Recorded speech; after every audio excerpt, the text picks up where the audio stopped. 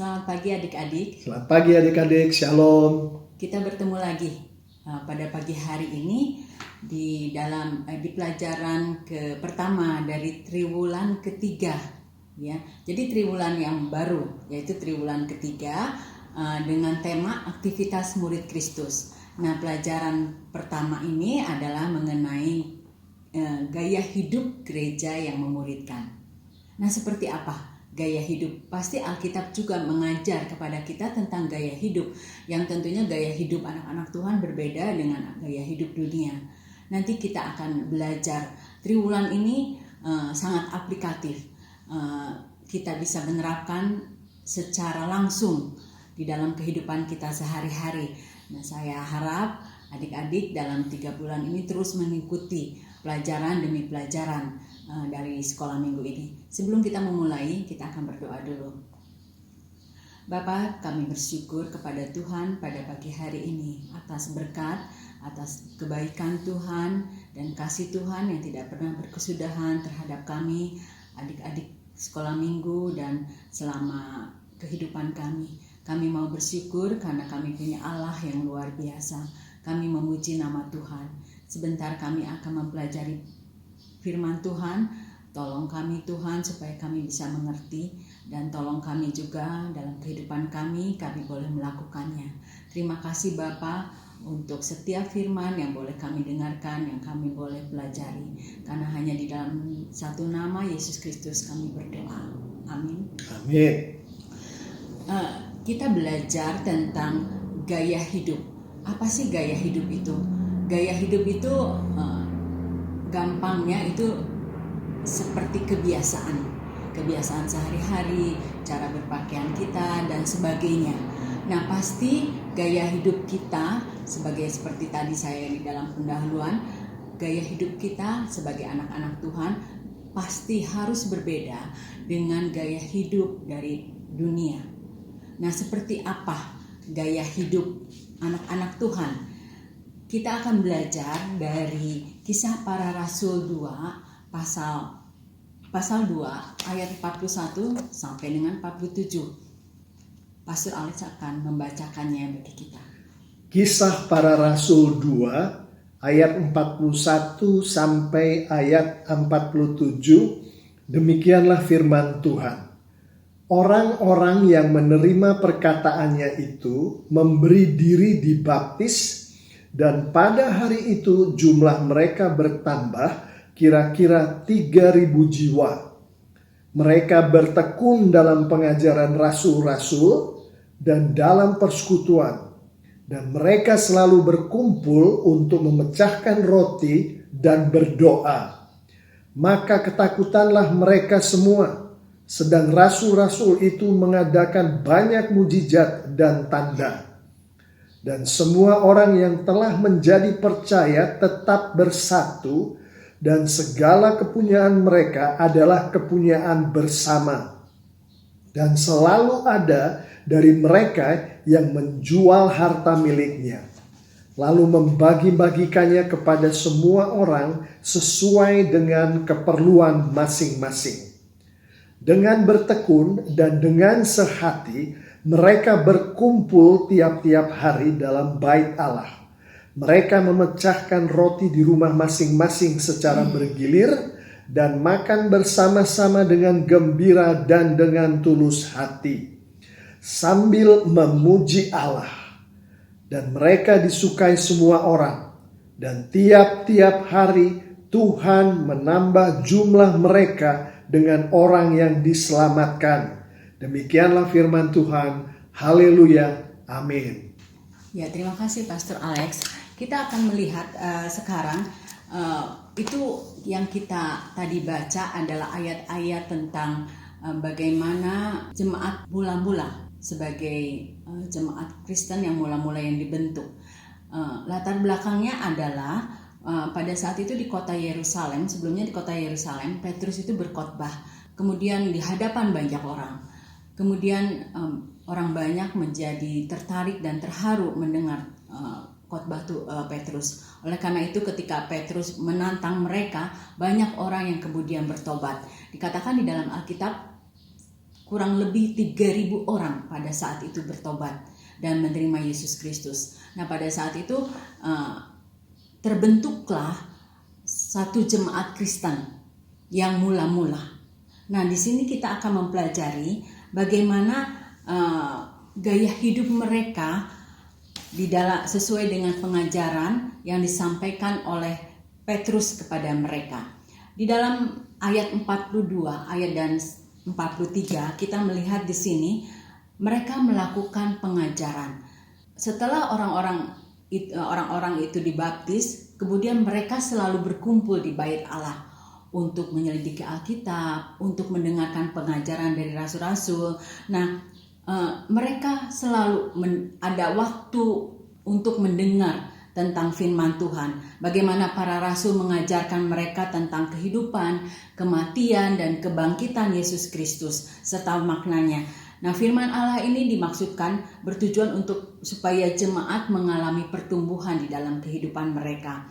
Mereka sungguh-sungguh haus akan firman Tuhan dan mereka belajar firman Tuhan.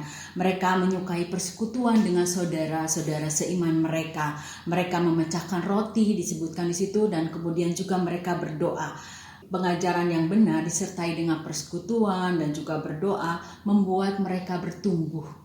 Membuat iman mereka bertumbuh dan terus bertumbuh dan mereka bertemu dengan kerinduan akan firman Tuhan.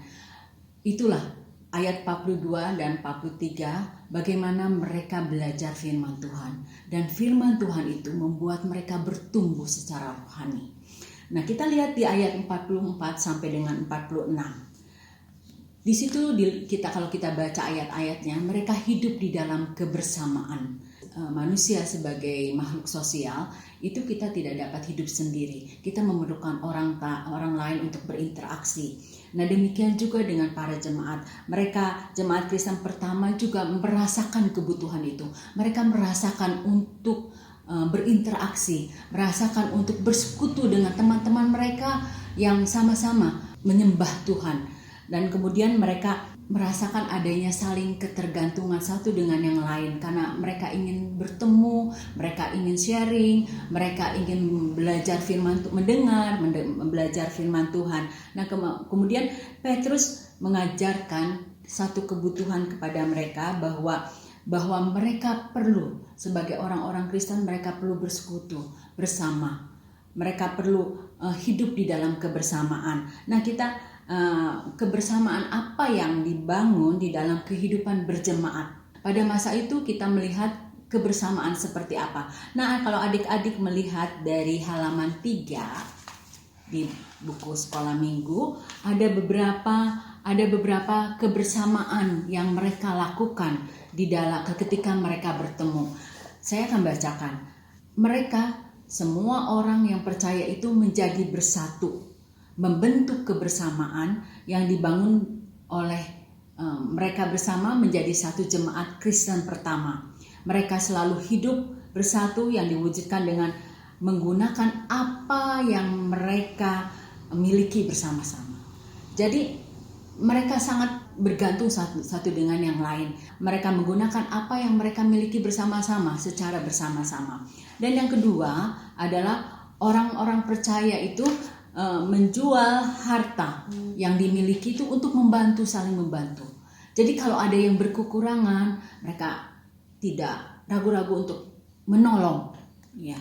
Yang menolong mereka yang miskin, menolong mereka yang berkekurangan. Jadi di sini ada rasa kebersamaan. Kemudian yang ketiga, orang-orang percaya itu beribadah setiap hari di gereja. Mereka dengan tekun dan sehati melakukan persekutuan bersama. Ini adalah bentuk kebersamaan yang ketiga.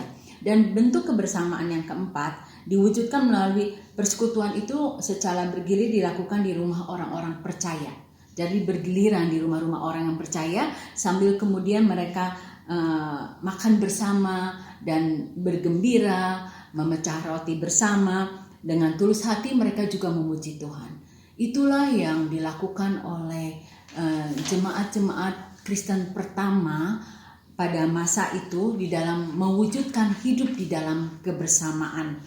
Dan yang ketiga adalah mereka ayat 47 kita lihat di sini, mereka menjadi saksi yang baik. Tentu adik-adik ingatkan dari ayat yang sebelum Tuhan Yesus naik ke surga, dua ayat yang dibagikan oleh Tuhan Yesus di dalam Matius 28 ayat 18 sampai dengan 20. Pastor Alex akan bantu untuk membacanya. Matius 28 ayat 19 dan 20. Firman Tuhan mengatakan, karena itu pergilah, jadikanlah semua bangsa muridku, dan baptislah mereka dalam nama Bapa dan Anak dan Roh Kudus, dan ajarlah mereka melakukan segala sesuatu yang telah kuperintahkan kepadamu. Dan ketahuilah, aku menyertai kamu senantiasa sampai kepada akhir zaman. Demikianlah firman Tuhan. Haleluya. Ya, Yesus memerintahkan kita menjadi saksi. Ya. Sebelum Tuhan Yesus ke surga, Dia memerintahkan kita untuk menjadi saksi. Paulus di dalam 2 Timotius 4 ayat 2 menuliskan bahwa seseorang yang sudah menerima Tuhan Yesus sebagai Tuhan dan Juru Selamat itu mempunyai satu tanggung jawab untuk memberitakan firman. Dikatakan di situ di dalam 2 Timotius itu firman baik ataupun tidak baik waktunya. Jadi artinya bahwa kita mempunyai setiap anak-anak Tuhan, adik-adik sekalian dan saya juga dan kami juga punya tanggung jawab untuk memberitakan tentang Tuhan Yesus kepada orang lain.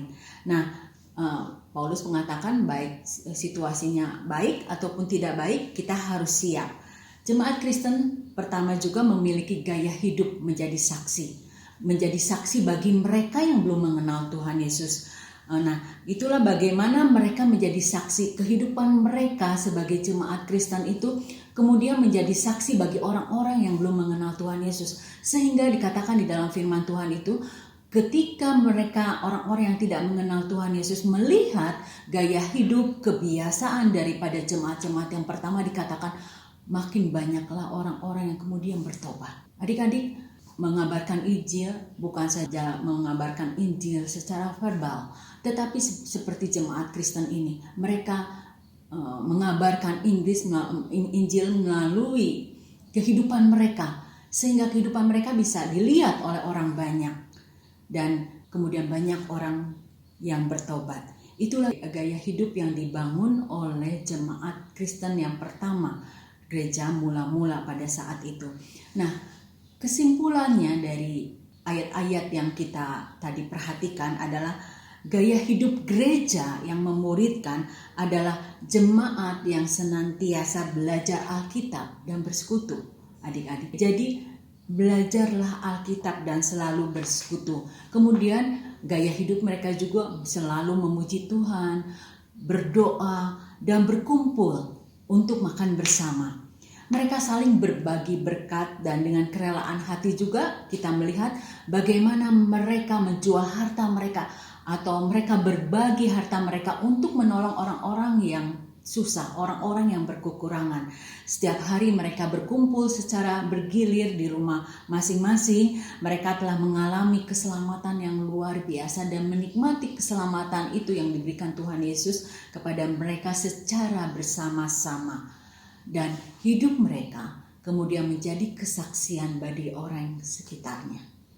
Itulah kesimpulan pada pagi hari ini. Saya berharap adik-adik boleh mengerti pelajaran ini dan sangat aplikatif sekali kita adik-adik dan saya dan kami bisa menerapkan itu dalam kehidupan. Nah, kita akan masuk ke dalam penerapan. Pastor Alex akan masuk dan menerangkan penerapannya bagi kita sekalian. After Jesus had gone back to heaven, his followers began to meet together with other people. This was the very first church. Together, they learned many things about God and his plans for them. One thing they did was pray together. The people of the first church also sang songs together and praised God. They shared everything they had with each other, and they even ate their meals together. Every day, more and more people decided to follow Jesus because they saw how the people in the church loved each other. They shared, they prayed, They praised God, and they learned more about Him together. They loved church, and we can love church too. Setelah kita membaca dengan seksama Kisah Para Rasul 2 ayat 41 sampai 47 dan juga Matius 28 ayat 19 dan 20. Dan setelah kita mendengarkan pelajaran pertama dari buku sekolah minggu LLB kita ini, yaitu Gaya Hidup Gereja yang Memuridkan, maka mari kita sekarang melihat bagaimana penerapan dari firman Tuhan dan pelajaran pertama dari buku kita ini. Tapi sebelum itu, saya ingin untuk kita kembali melihat judul dari pelajaran pertama ini, yaitu Gaya Hidup Gereja yang Memuridkan. Berdasarkan terjemahan baru Alkitab Bahasa Indonesia, di Kisah Para Rasul 2 ayat 41 itu kita bisa melihat bahwa gereja pertama ini disebutkan sebagai jemaat pertama. Jadi gaya hidup gereja yang memuridkan menjadi gaya hidup jemaat yang memuridkan. Sebelumnya saya ingin kita kembali dulu ke Kisah Para Rasul yang pasal 1, di mana di situ kita membaca firman Tuhan yang menyatakan Tuhan Yesus naik ke surga. Ada di Kisah Para Rasul 1 ayat 9. Kemudian terjadilah Pentakosta. Ada di Kisah Para Rasul 2 ayat 1 sampai 3 di mana Roh Kudus turun. Di dalam Pentakosta ini Rasul Petrus berkhotbah. Itu ada di Kisah Para Rasul 2 ayat 14 sampai 40. Kemudian masuklah kita ke Kisah Para Rasul 2 ayat 41. Saya akan bacakan. Orang-orang yang menerima perkataannya, di sini adalah Rasul Petrus, itu memberi diri dibaptis, dan pada hari itu jumlah mereka bertambah kira-kira 3.000 jiwa. Mari kita perhatikan yang berwarna hitam ini. Jumlah mereka bertambah. Ini Tuhan yang menambah jumlah mereka. Dan mereka di sini adalah gereja pertama itu atau jemaat pertama itu. Dari ayat yang ke-41 kita akan melihat ayat yang ke-47. Firman Tuhan berkata, dan mereka disukai semua orang, dan tiap-tiap hari Tuhan menambah jumlah mereka dengan orang yang diselamatkan. Kembali kita perhatikan yang berwarna hitam. Tuhan menambahkan jumlah mereka. Jadi di ayat 41 di situ Tuhan menambah jumlah mereka. Lalu terjadilah ayat 42, terus demikian seterusnya sampai kemudian di ayat 47 Tuhan menambah jumlah mereka. Apa yang terjadi di ayat 42 sampai yang ke-47 ini sehingga Tuhan menambah jumlah mereka? Kalau kita lihat ayat-ayat itu dan dari konteks Alkitab, yang terjadi adalah untuk gampangnya pemuritan.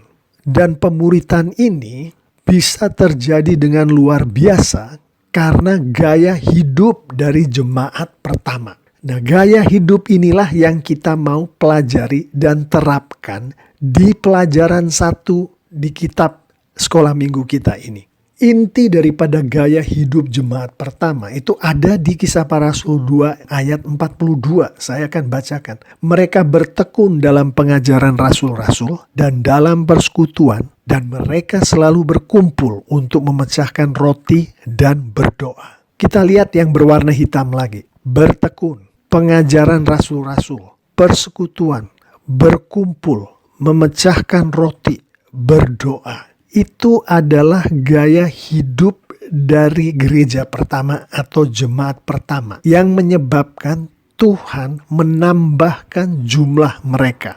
Seperti yang disampaikan di ayat yang ke-47. Sekarang kita lihat lebih dalam lagi penjelasan dari ayat yang ke-42 ini. Kita bisa melihat bahwa gaya hidup jemaat yang memuridkan adalah tekun, bersedia diajar, suka bersekutu, rajin berdoa. Semua tadi ada di ayat yang ke-42. Rukun ada di ayat yang ke-44.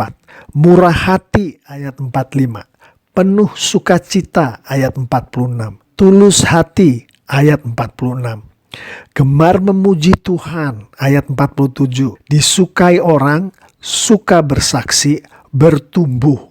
Semua di ayat yang ke-47. Jadi seperti itulah gaya hidup dari jemaat pertama yang membuat pemuritan di gereja pertama atau jemaat pertama itu betul-betul disukai Tuhan sehingga Tuhan menambah jumlah mereka. Nah, gaya hidup ini yang adalah gaya hidup jemaat yang memuridkan itu landasannya adalah dari perintah Tuhan yang bernama amanat agung yang ada di Matius 28 ayat 19 sampai 20. Saya akan bacakan. Karena itu pergilah, jadikanlah semua bangsa muridku dan baptislah mereka dalam nama Bapa dan Anak dan Roh Kudus, dan ajarlah mereka melakukan segala sesuatu yang telah kuperintahkan kepadamu. Nah, untuk gampangnya, amanat agung ini bisa kita kelompokkan di dalam poin-poin pemuritan. Yang pertama adalah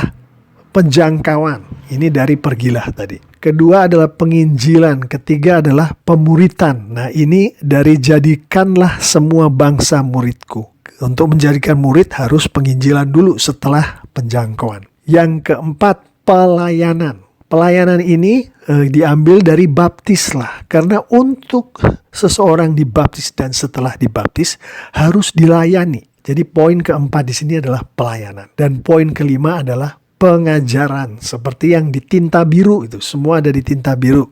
Ajarlah. Tuhan mau jemaat pertamanya atau gereja pertamanya atau kita semua yang adalah jemaat Tuhan, yang adalah gereja Tuhan, untuk memuridkan berdasarkan perintah Tuhan, yaitu amanat agung.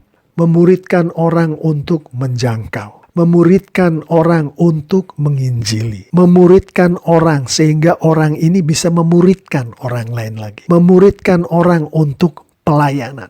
Memuridkan orang untuk pengajaran. Itulah yang Tuhan mau gerejanya melakukan.